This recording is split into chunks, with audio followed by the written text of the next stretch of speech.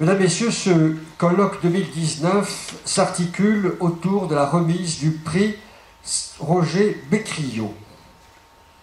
Ce prix a été institué à l'exécution du legs fait à l'Académie par Roger Becqueriot, qui en a été membre pendant 31 ans, de 1980 à 2011. L'Académie a décidé que ce prix serait décerné, je cite les termes de notre résolution, à une œuvre écrite en langue française, remarquable par ses qualités littéraires et invitant à une réflexion originale sur l'homme et le monde.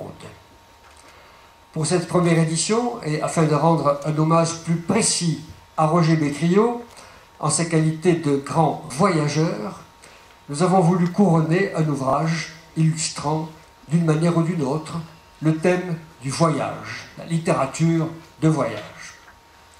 Vous en saurez plus tout à l'heure.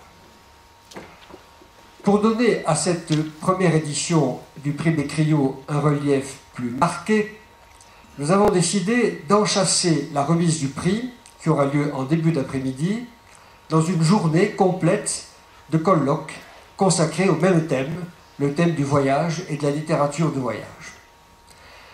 Nous accueillerons tout à l'heure M. Xavier Darcos, de l'Académie française et de l'Académie des sciences morales et politiques, chancelier de l'Institut de France, qui a accepté de venir à Montpellier pour remettre le prix Becqueriot, et à cette occasion aussi il a accepté de prononcer une conférence sur le thème du colloque, conférence sur Stendhal et Mérimée.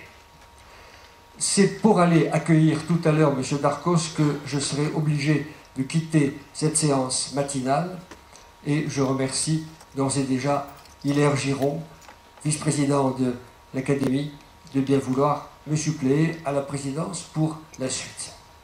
Nous allons donc nous efforcer tout au long de la journée de penser. Merci pour cette belle introduction. Vous avez magnifiquement résumé avec un art de la synthèse exceptionnel les trois étapes du voyage.